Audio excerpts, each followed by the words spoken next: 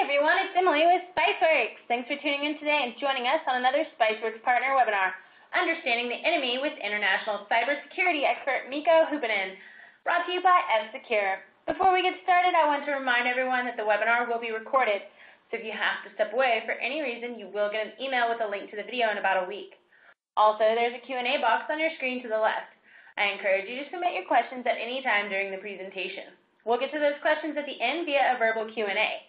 But if your question isn't addressed live, F-Secure will be able to follow up with you.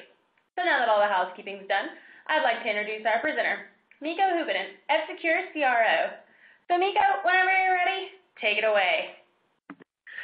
Thank you, Emily, and thanks to everybody who have joined us today to talk about the enemy. So I am the Chief Research Officer for F-Secure, and I've been tracking online criminals and online attackers for close to a quarter of a century now. And this is the topic that I keep returning to because I strongly believe that we have no hope in trying to defend ourselves against attackers if we don't really understand who they are. We keep reading these reports about these abstract online attacks and denial of services and evil hackers, and it's hopeless to start to build your defenses if you don't really understand what are the motives of the attackers and who are these people really, why are they doing what they're doing, because we do not have a uniform single attacker group. There's a multitude of different kinds of actors with different targets, different motives, and different ways of working, which also means that we have to have different ways of defending our organizations. Because it's completely different to try to defend against a criminal attacker who tries to make money with their attacks as opposed to an hacktivist who just wants to make a point with their attack. And once again, it's completely different to try to defend your organization against a governmental attacker or maybe even an extremist group or a terrorist group. And not all the organizations are targeted by all of these, but you can figure out your own risk level by doing threat assessments and building up scenarios of what's your most valuable information, who might be interested in that information, and who are these groups, and then start to focus your limited resources in defending that particular angle of threat.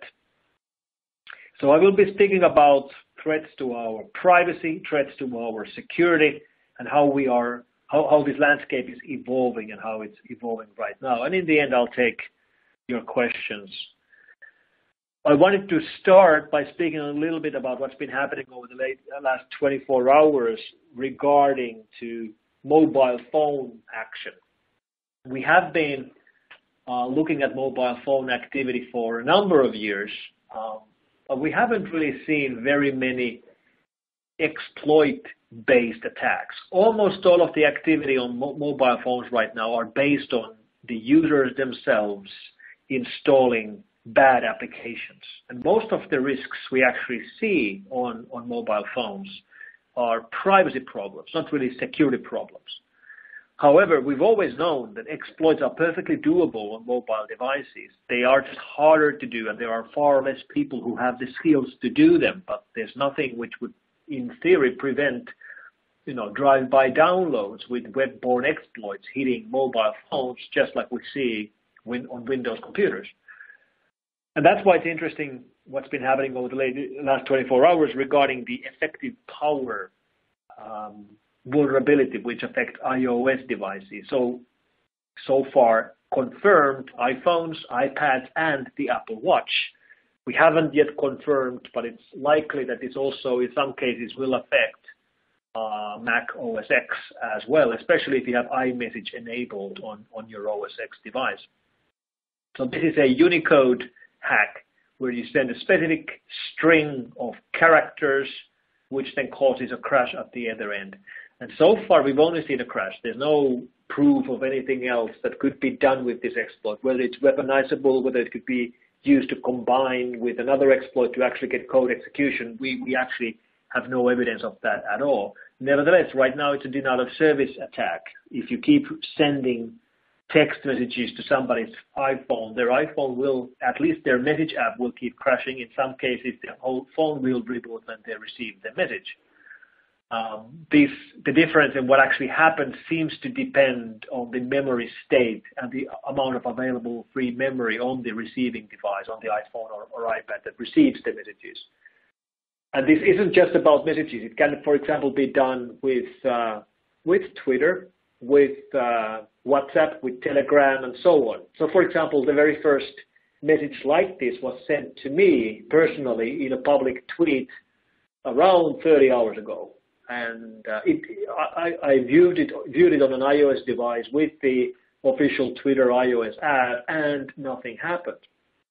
So it didn't crash the device when viewed in a tweet. However, if I use the official Twitter client on an iOS device, open up that particular tweet and try to reply, the app will immediately crash. So it affects even tweets. But for most iOS users, the problems are the notifications. So if you have the notifications enabled for text messages or iMessages and somebody texts you this string, the notification will show it or try to show it on your screen immediately, and that will crash, in most cases, crash the iPhone right away. And we have seen very similar problems on iOS before. In fact, we've seen very similar Unicode-based problems on Android devices as well. We've even seen them on old Nokia Symbian-based devices. There was the so-called SMS of death going around maybe 12 years ago on Symbian Series 60 phones. And I remember someone actually, that was probably even before Series 6. Nevertheless, old Nokia devices. And I remember this very well because some clown was sending these messages to me at the time, and I had a Nokia device. And I've always had a public phone number. In fact, you can go to my home site right now, and you'll find it from my site right now. I've never tried to hide it. And it was quite interesting when someone started sending these SMS of death messages to me in large quantities that it was actually surprisingly hard to get rid of, because that particular message would actually crash your device, your phone, before your phone had a chance to register with the base station that it has actually received the message, which means when your phone crashes, it automatically reboots. When it reboots, it tries to do a handshake with the base station again, and the base station will tell the phone that, hey, here's a text message for you, and it will crash again. So your phone enters a never-ending loop of crashing. The way to fix that is to take your SIM card out of your phone and stick it into some other kind of a device which does not crash from this message, and then receive the text message and delete it. The fix with iOS devices right now, when your phone starts crashing, or for example your message app won't start, is that you have someone send you more messages, typically images, which will then replace the last messages on your device, and as long as your device doesn't try to display the Unicode that crashes it, you're okay. So a bunch of messages which will make the bad message go off screen is helpful in most cases, but apparently not in all. So if we return to the topic at hand, the enemy. Who's the enemy here? Who's sending out these messages to people? Evil criminal masterminds? No, typically it's your friends and family, and most of the victims seem to be teenagers. So this seems to be going around the world in various schools, high schools and universities, where people send them to each other as a joke to crash their phones. So nothing too serious on that front so far. And that, I guess, is a good point, because not nearly all of the enemies that we encounter when we run into online attacks are traditional criminals or evil hackers. In fact, many of the attackers that we run into are not criminal at all. In fact, many of the threats to our privacy are actually coming not from criminals, but from companies. Companies which do nothing illegal as they breach our privacy. Companies which actually have built their whole business model on breaching our privacy, collecting as much information about us as they can, and then packaging that nicely and selling that information to their customers, and the customers are advertisers. Now, we know, of course, that Google and Facebook has been doing this for years and years, and they've perfected the business of of profiling the end users. Just a couple of days ago, there's been lots of talk about going to Google Maps and then searching for your name or the name of your friend and seeing what comes up with. Not with Google Search, but with Google Maps. And you will be surprised what kind of results do you get. Try that yourself when you have a moment. Go to Google Maps and search for yourself and your friends and family and maybe your boss and look where they come up with, and you will find surprising results, which some cases are completely off base, some cases they are spooky. For example, I searched one name of a relative, and Google Maps pinpointed her name to her house, complete with street view of where she lives, which is a bit unsettling. For me, it actually points me to local university here in Helsinki, which I guess is a good match, but not really too spooky. Now, we know Google and Facebook do this. We know they make billions in profit doing this. And of course, any company that provides a free service, in most cases, is doing exactly this. And this includes companies like Twitter. Now, I've been using Twitter actively myself for 5.5 years now. I'm actually, I think, 100 followers away from finally reaching 100,000 followers, which is very, very nice. So I kind of like Twitter because it gives me a platform from which to reach a lot of people. But that doesn't change the fact that I do not like the business model of Twitter. In fact, I'd much rather pay Twitter money for their service than pay with my privacy and with my data. And this is not about the privacy of the things I tweet about. That's not private. That's public. It's for public consumption. That's not problematic. Even the information about like who I follow, which is of course also public, isn't really private. But of course, all that can be used to gather a lot of information about you. Like, what are you interested in? What are your interest topics? What kind of advertisements would work well for me? Like looking at what I tweet about, it's an easy guess that topics related to Finland, to computers, to geek topics, to nerd topics, to retro computing, to computer security would probably be of interest to me, just based on who I follow and based on what I tweet about. And of course, Twitter knows my clients that I use to use Twitter and also my location, at least to some level, based on the IP addresses where I'm coming from. And they can use that to, package me nicely and sell me to advertisers. That's not surprising at all. However, what is more surprising is the level of detail you'll see if you actually go and build a Twitter campaign by yourself. And this is my preferred way of looking at these free services. Going to Google, going to Facebook, going to Twitter, not as the user, but as the customer, which means you go there and you buy an ad. You go to Google and you buy an AdSense ad. You go to Facebook and you buy a targeted Facebook ad. You go to Twitter and you pay Twitter for a promoted tweet. And then you watch how well they let you target the users. And it's not really surprising that you can target on Twitter based on location or gender or language or what kind of devices they're using. That's obvious that they know that. It's not even surprising that they would know my interests. For example, if I would follow a lot of Formula One car racing teams, it's easy to guess that I'm interested in car sports. However, when you look at the Twitter campaign tool, you'll find things that you wouldn't expect, including the fact that Twitter will let you target your promoted tweets to people who are interested in buying different kinds of cereal, or people interested in buying bakery goods, or people buying soup, or people buying health and beauty products. And if you look at this slide I have up right now, on the right-hand side, you'll see that Twitter actually lists different kinds of cereal types that these Twitter users are purchasing. And they even have the number of people that they have on Twitter that are purchasing. For example, they have 2.05 million users on Twitter who buy Kellogg's Fruit Loops, and 1.65 million users who buy Rice Krispies, and 2.6 million who buy Special K. And it gets more interesting when you look at things like alcohol buying habits. So they know whether you're into vodka or maybe into wine or maybe into beer. And it gets more interesting when you look at things like your income. So Twitter knows how much money you make. They know your household income bracket. And now it gets clear that this information is not coming from your tweets. They will not know your income level based on your tweets. So where is this information then coming from?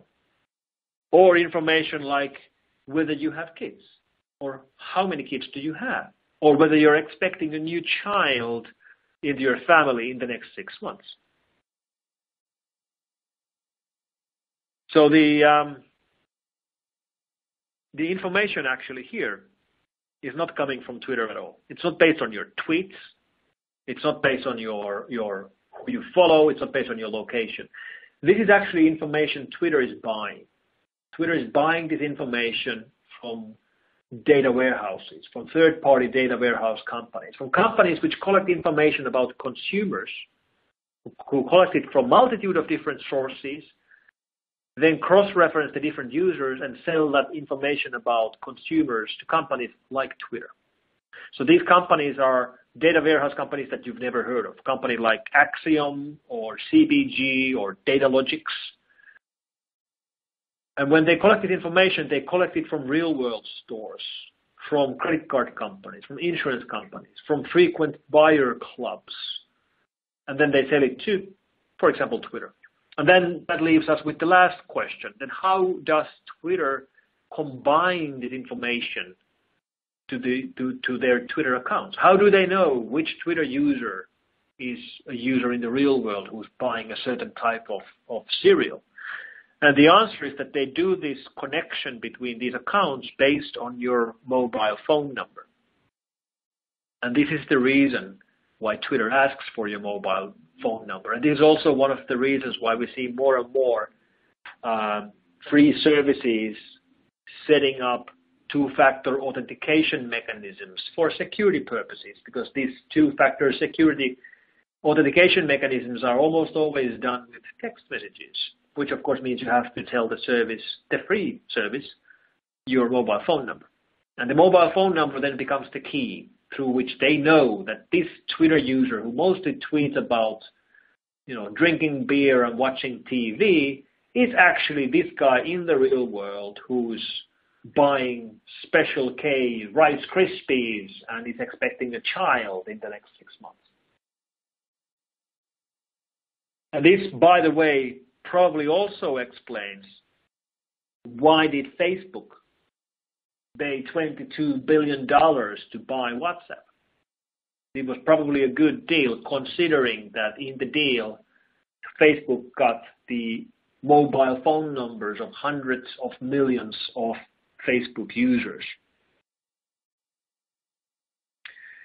And this is, of course, all completely legal. There's nothing illegal going on in here at all.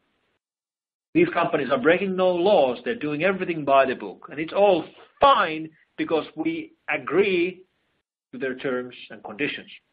Because we keep saying that, yes, I have read and I agree to the license agreement. And of course, we never read them. And we know that people never read them. We know they never read them because we tried this. We tried this last October when we set up a free Wi-Fi hotspot in London. People got free internet access through our Wi-Fi hotspot. Excellent. Of course, they had to accept to our terms of service, and hidden somewhere in the middle of our legalese, we had this sentence about your firstborn child where you agreed to give your kid to us in exchange of using our free internet connection. Or if you don't have children, then you had to give your favorite pet. And of course, everybody clicked OK. So we know people don't, of course, they don't read these. And why would they? In fact, it's taken for granted that nobody ever reads these because they are so painful. And I know they are painful because I have read through terms and conditions, and they are indeed painful to read. But I guess my favorite example on how hopeless the situation is here is that a friend of mine who lives in Germany was filing his taxes in Germany last month. And he, when he was doing his tax filing with the government website, at the very end of the tax filing process, the official German government website actually asked him that would you like to read through the terms and conditions before you confirm that you have read the terms and conditions? Like, would you like to read them through before you confirm you have read them through? And of course, the default was no. So that's how bad the situation is. And it's kind of sad to think about all the resources that we are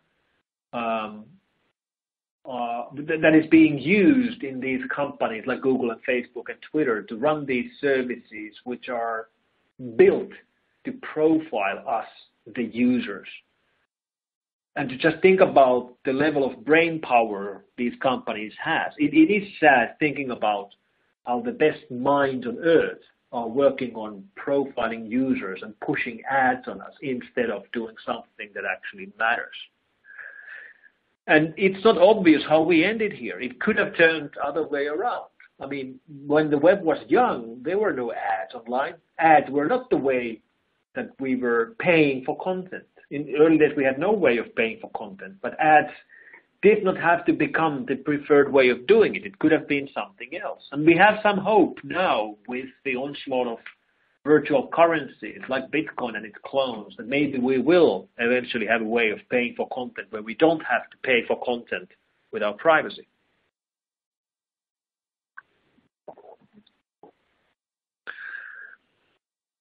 Now, I spoke a little bit about mobile phones in the beginning when I was talking about the effective power exploit on iOS.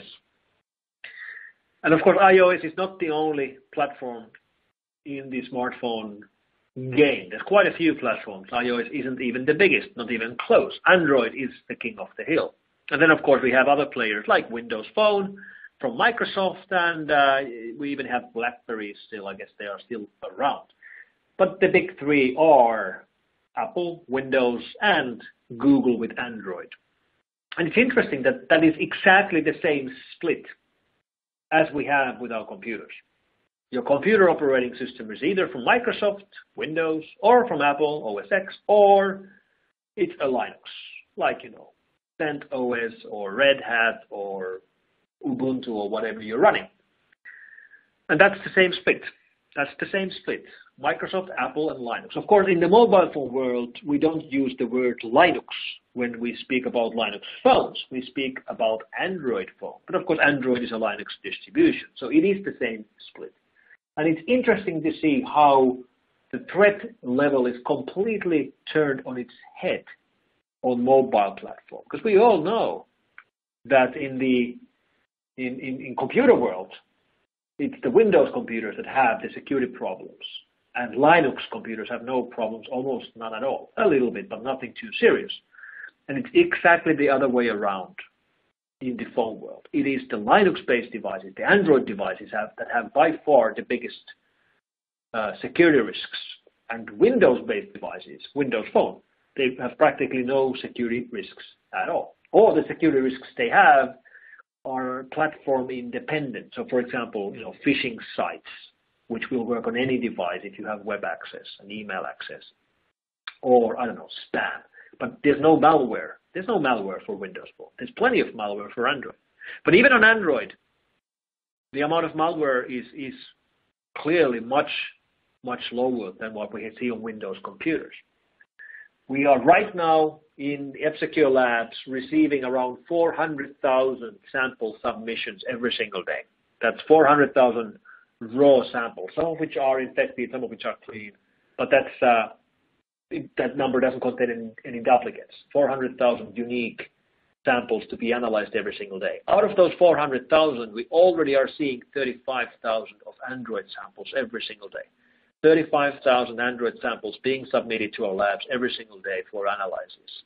And that's pretty much that's almost 100% of the mobile samples we receive. We receive very few iOS samples, very few Windows Phone samples.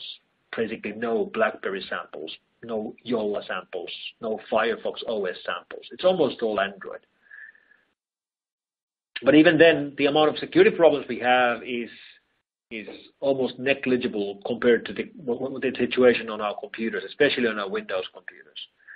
However, there is another problem on mobile phones, and not really a security problem, but a privacy problem. Because just like Google and Facebook and Twitter are not free, they aren't free. There's no free thing on the internet. There's no free lunch. Most of the apps on these smartphone devices claim to be free as well, and they aren't free. They monetize themselves one way or another. Many of them monetize themselves with the in-app purchases, but even more of these free apps monetize themselves by monitoring your traffic and your contacts and your location and so on. So profiling the user through a free app and then trying to sell that information to advertisers seems to be more and more common. And there was a new research published 2 days ago from a university in Denmark about how applications which have no need to see your Wi-Fi hotspot information quite often request that information. And they do that in order to figure out where you are in the world. Like, where's your home, where's your company, which places do you frequent, which shops do you go to, which restaurants do you go to, how much time do you spend in the pub, things like that.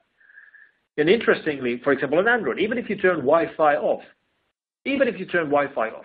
Android will scan for the names of nearby hotspots every 20 seconds, even with Wi-Fi off. And that information is available to basically every application you install.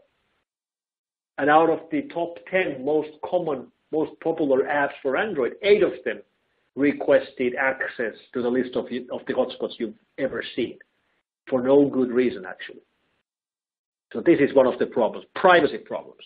Not really security problems, but privacy problems.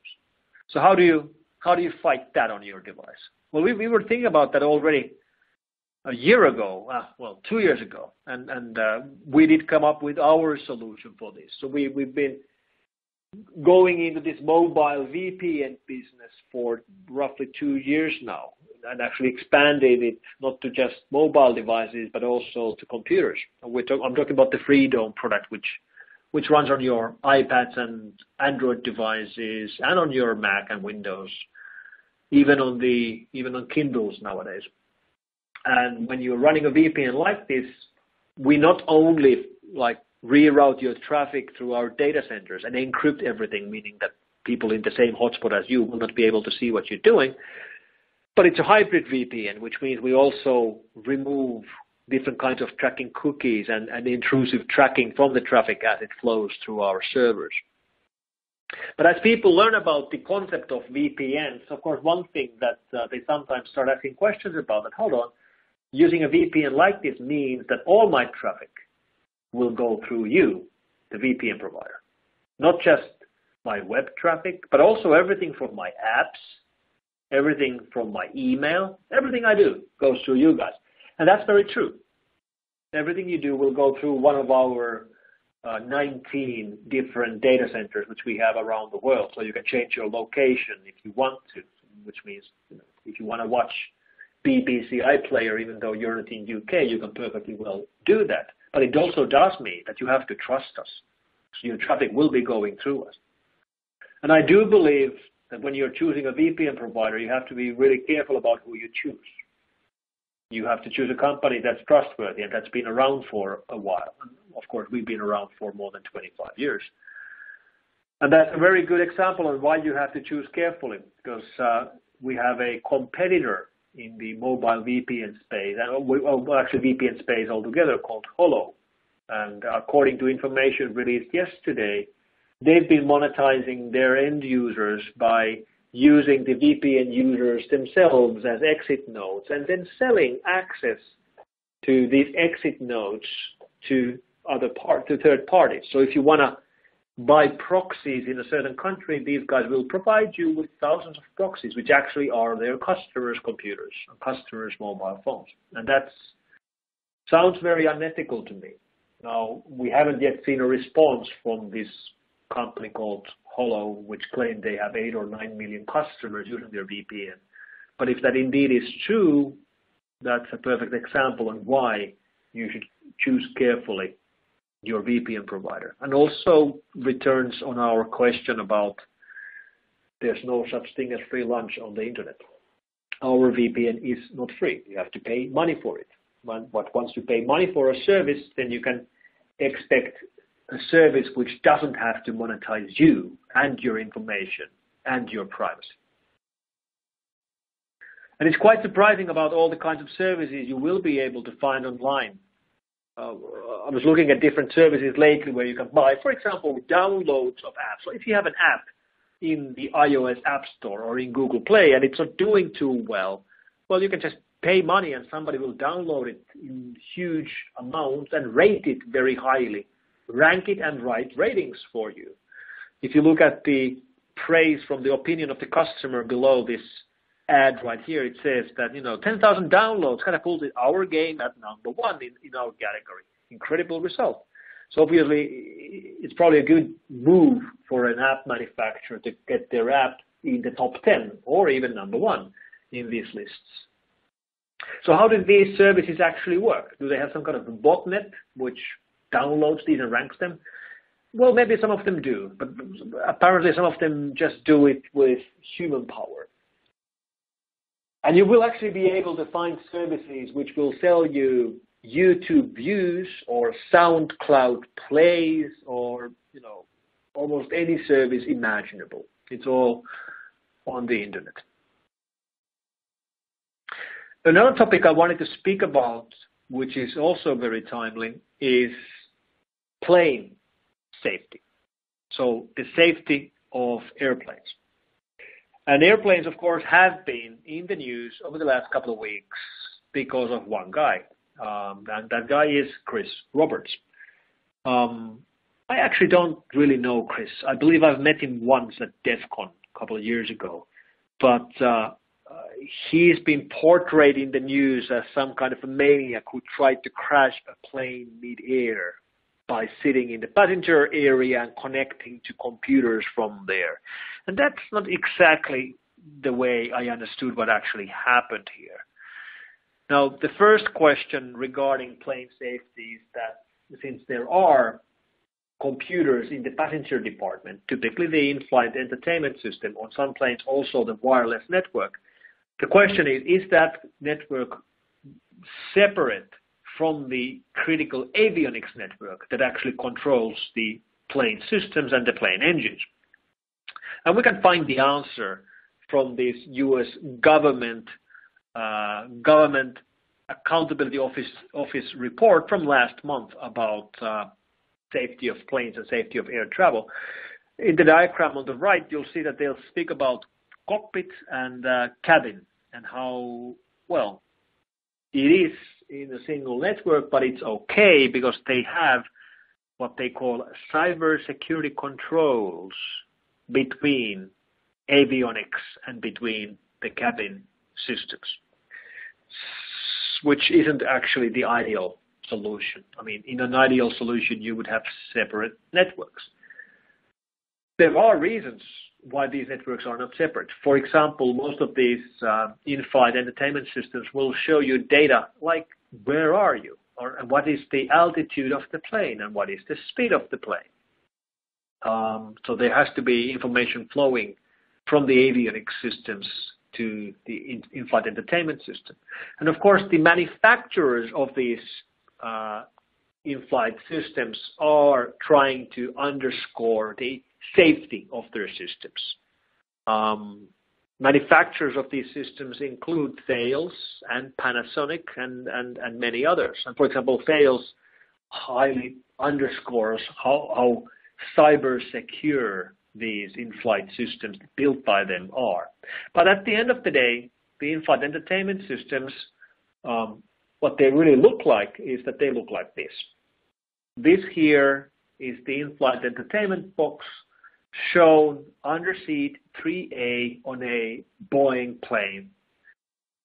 So the seat 4A sucks because you have less room for your legs, but it's actually an interesting place to sit because that is the box to which, or a similar box to which Chris Roberts connected to. So there's a couple of screws. Once you open those up, you'll find a computer with connectors similar to RJ45, but a little bit modified, non-standard connectors. You have to have custom connectors if you want to connect to it, but if you connect to it, you will gain connectivity. And the separation between the in-flight entertainment system and the cockpit system seems to be done with a firewall. And firewall passwords apparently are constant among one fleet of planes. Now, whether Chris Roberts was really able to jump from the in-flight entertainment system to the avionics or not, we don't actually know that. All these claims are based on the FBI report, which was based on an interview with Chris Roberts a couple of weeks ago in Fiji. We made some comments about being able to send commands to engines. But whether he was talking about a simulation or the real thing, we don't actually know. And right now, Chris isn't talking more about it because his lawyers have advised to him not to speak more about it until this has been cleared. We will eventually find out what really happened. And I find it unlikely that Chris actually had gained any access to real avionics, or if he did, that he would have actually issued any commands, because he's not a lunatic. However, speaking about the enemies online, we do nowadays have to worry about lunatics online as well. And when I say lunatics, I mean extremists. I mean groups like Daesh, aka Islamic State, aka ISIS, aka ISIL, these guys. And sometimes when you look at the photos of these guys on their convoys, you start to wonder whether Toyota is sponsoring them or not. That's a nice fleet of Toyota Hilux pickup trucks. And that is a joke. Nevertheless, these guys are extremists, they are terrorists, and they are the first terrorist group with some sort of skill level of doing online attacks. I did a fairly long study into the online cyber offensive capability of extremist groups. I did that 4 years ago. And then my outcome of the research was that no, we don't have to worry about these guys, not yet. But I also said that obviously this situation isn't getting better, it's getting worse. And already 4 years ago, all existing extremist groups at the time were using the internet for communication, for recruitment, for propaganda. They just weren't using it to do attacks. And ISIS is, at least at some level, using it to do attacks as well. Now, we haven't really seen destructive real-world attacks from them, which I guess is possible, but we haven't seen those yet. What we have seen are various kinds of visibility or publicity stunts, but also things like hacking accounts of U.S. Central Command to post publicly the home addresses of U.S. generals. So it isn't completely out of question that we would have extremists who would be interested in actually killing people by hacking. And if, plane or train or other critical infrastructure systems are hackable, these are the kinds of attackers that would be willing to do the attack that no one else would be willing to do. And I'll get back to that. Now, we still have to remember that the biggest and most common enemy for all of us are online criminals. So gangs of online criminals from Russia, Ukraine, Belarus, and Moldova, and Romania, and China, and Brazil, who are making money with their attacks. And whether that money is being made by keyloggers that steal your credit card numbers, or banking trojans that steal money from your online bank accounts. And by the way, just today we've been looking at a large-scale banking trojan attack hitting Swedish banks in large scale. Or the attack mechanism could be something like what we have right here. This is CTP Locker, very close to Crypto Wall or Crypto Defense or Reveton or Urusuai or many, many other ransom Trojan families, which all make money by locking your system and then demanding a payment from the victim in order to get your system back. And not only they lock your system, they also encrypt your files. And once your files have been encrypted, you can only decrypt them with a decryption key. And you can only get the key by paying these guys in Bitcoin. But if you actually pay them the ransom they are requesting, they actually will provide you with a decryption key, which actually will decrypt your files. And CTP Logger is an interesting case because the guys behind CTP Logger are not infecting anybody with this, because this is an affiliate model locker. So the people behind the locker are just selling this as a service. And then their customers are the ones who actually infect end users and demand a ransom. And we know this because of one CTP Locker affiliate backend being revealed just last week. So what you're looking at is the view of the affiliate server run by the guys who wrote CTP Locker. And this is the view their customers see. So in here you'll see things like as a customer, you can download the latest version of the ransom Trojan. You can change your settings. You can do payment transactions. Their list of recent changes, list how they've just added avoidance of new kinds of antivirus technologies and how they've translated the Trojan to a couple of new languages, including Italian and Dutch and Latvian and Spanish and so on. And they even give you tips of the day. Tips of the day to the victims, to the customers who actually then infect the victims. So, for example, here they recommend that you change the default options. That if your Trojan has encrypted more than 50 gigs of files, that means that it's not a home user, that's a corporate user, and you should ask for a larger ransom. So that's what the affiliate model looks like. Now, these ransom Trojans initially were only a problem on Windows computers. Then we saw a bunch of ransom Trojans targeting OS X. Then we saw ransom Trojans targeting Android phones. And we've even seen some ransom Trojans which work on LG smart TVs, which brings us into the world of connected devices and the Internet of Things. And the Internet of Things risks have really been blown out of proportion. If you read mainstream news, they keep speaking about things like hackers hacking your internet-connected toaster to turn it into 11 and then they will burn down your house. Or evil hackers hacking your internet-connected car to disable your brakes to kill you. And those are far-fetched risk scenarios to me, movie plot scenarios. Much, much more likely are attacks where the attackers can make money with their attacks. For example, by hacking your car to steal the car, or maybe hacking your car to lock your car with a ransom Trojan, and you have to pay $100 if you want to be able to take your kids to daycare in time. No, we haven't actually seen this. We haven't seen ransom Trojans for internet-connected cars, but it is doable, at least in theory. And some of the attacks against the Internet of Things can be quite different. So, for example, if you look at internet-connected light bulbs, which are a thing, pictured right here is the LIFX light bulb, which fits into normal light bulb socket. And you can then connect to your light bulb from your phone with an app and change the color of the light bulb with an app, which is kind of neat. This, of course, means that this light bulb is connected to the internet, or at least connected to your Wi-Fi. And now the question becomes, why would anybody ever want to hack a light bulb? Nobody's going to hack a light bulb, ever, right? Wrong. They will hack your light bulb. Why? Well, because this light bulb had a security vulnerability through which an attacker could gain access to the profile information stored on the light bulb, including your Wi-Fi credentials. So your Wi-Fi credentials are leaked to an outside attacker from your goddamn light bulb. So your light bulb becomes a vector of gaining access to your office network or to your home network, which makes perfect sense.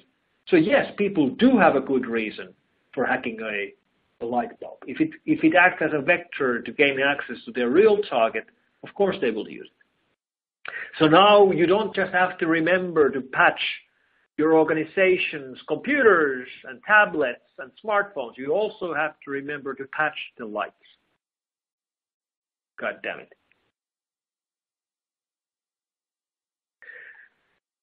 And to move to our final topic of enemies, well, we cannot forget governments. In fact, governments are and have become one of the toughest enemies for antivirus companies and security companies. The most complicated pieces of malware are not coming from criminals or hackers and activists. They are coming from the governments. And there's quite a few governments which are doing this. All the superpowers, of course, are doing it. USA, Russia, China, but quite a few others are doing it as well. For example, India and Pakistan are doing it. So are Iran and North Korea. And if you look at some of recent examples, for example, the piece of malware which we detect as Medre, which we believe is coming from the Chinese government, is interesting in many ways. First, because it is it's one of the few malware we've ever seen which is written in the Lisp language. And the reason why it's written in Lisp is that Lisp is the macro language of AutoCAD, the engineering program. So these infected drawings will spread the infection as engineering houses swap these files. And in addition of infecting the drawings themselves, this Chinese Trojan will send copies of these 3D drawings to mainland China. So this is industrial espionage done by a government at a global scale. Another recent example of Chinese activity was what happened with GitHub. The GitHub denial of service 2 months ago was one of the largest attacks we've ever seen. And this attack was done by using the Great Firewall of China so that it would turn traffic flowing into China with a JavaScript injection so that that traffic was actually reflected against GitHub. The JavaScript was targeting specific pages under GitHub, in particular a page run by an organization which passes information to people behind the Great Firewall and gives them instructions on how to run VPNs and other ways of bypassing censorship. But it's not just the Chinese. We've been tracking attacks from Russians for quite a while. And just over the last 2 years, we've seen a series of attacks that we categorize as the so-called dukes, including Mini Duke, Cosmic Duke, Onion Duke, and Cozy Duke. Onion Duke made the headlines because it turned out to be a series of rogue Tor routers. So when you were using the Onion network to browse anonymously, these rogue routers run by, we believe, the Russian government would actually modify your traffic, that when you were downloading binaries, those binaries would automatically be infected, and you would get infected by running those binaries you downloaded while you were surfing via Tor, which is kind of nasty, especially if you have applications on your computer which do automatic updates by downloading binaries without downloading them over HTTPS. The latest in this series of dukes is Cozy Duke, which is the malware that hit the White House network. And I actually started thinking about it. Like, if you're an attacker, how do you know what kind of systems are they running in the White House? Like, what kind of computers, what kind of operating systems? And it's actually not hard to find out at all. You can actually find it out from open sources by just looking at the White House Flickr feed and the images that you see there. You'll see that President Obama is, right here he's using a Dell E series. I believe that's a Dell E6430. And some of the screenshots indicate that he's running Windows 7, I believe. So we keep seeing attacks. Just over the last year and a half, we've seen a series of vulnerabilities in systems that we all use. Vulnerabilities in closed source systems, vulnerabilities in open source systems. Some of these vulnerabilities have been there for 15 years or more without anybody detecting them. And at the very same time, we are being targeted by attacks coming from nation states with multi-million-dollar budgets, with the greatest and latest technology, with the kind of attacks that we seem to have no hope in trying to defend against. So it sometimes feels that there's nothing we could do, that there's no way out. Why do we even try defending our systems? Obviously, we can't block attacks at that level. And I'm here today to give you hope. We actually have ways of fighting attacks like that. I've lately been speaking quite often about the thing I call digital judo. And those of you who know something about martial arts know about the theory of using your attacker's power against the attacker himself, which means the more powerful attacker you have, the worse he's going to hurt himself. And there are ways of doing this in the online world as well. And there are mechanisms that some antivirus companies and antivirus technologies and other security features are already doing that are along these lines. So we do have ways of fighting back, and we do have hope of keeping our systems secure in the future, and we do have hope of preserving our privacy in the 21st century as well. So that's what I wanted to share with you guys today. I'd be happy to take any questions you have on the topic. I'll pass it on back to Emily.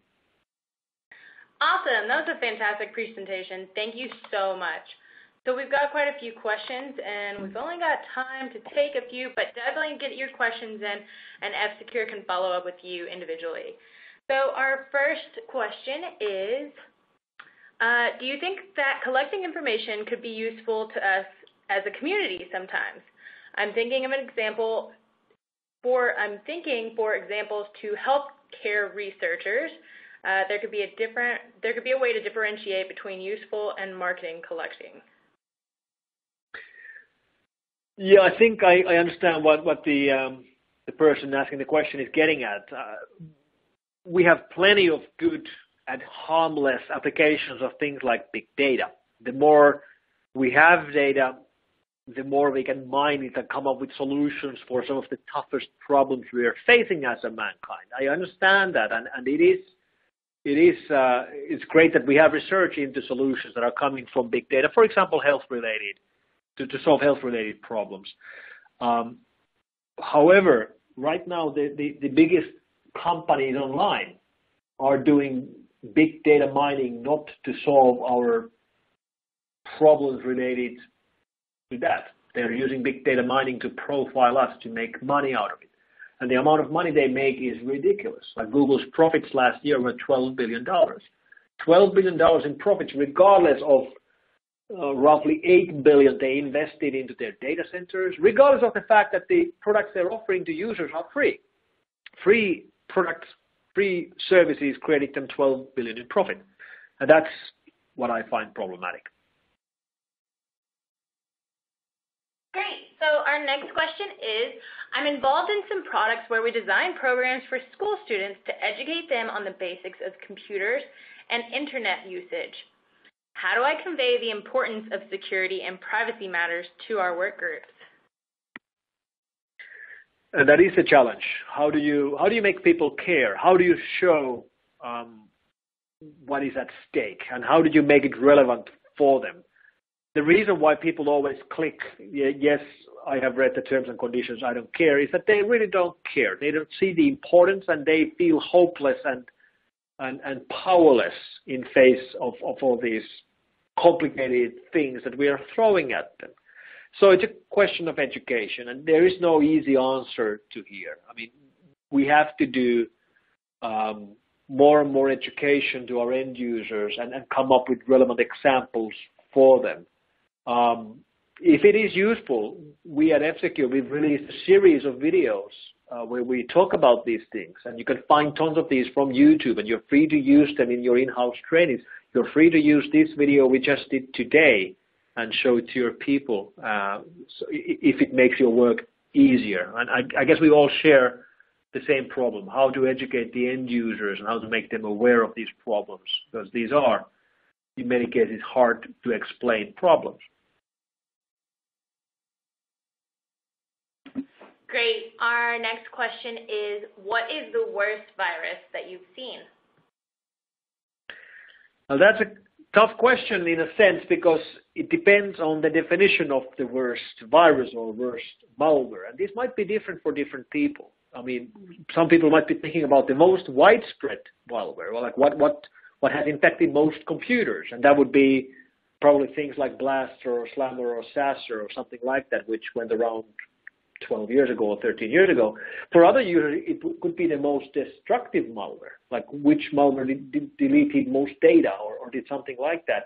Then again, for other users, the worst malware could be the most complicated malware. You know, things like Stuxnet or the Whale virus from 19 years ago.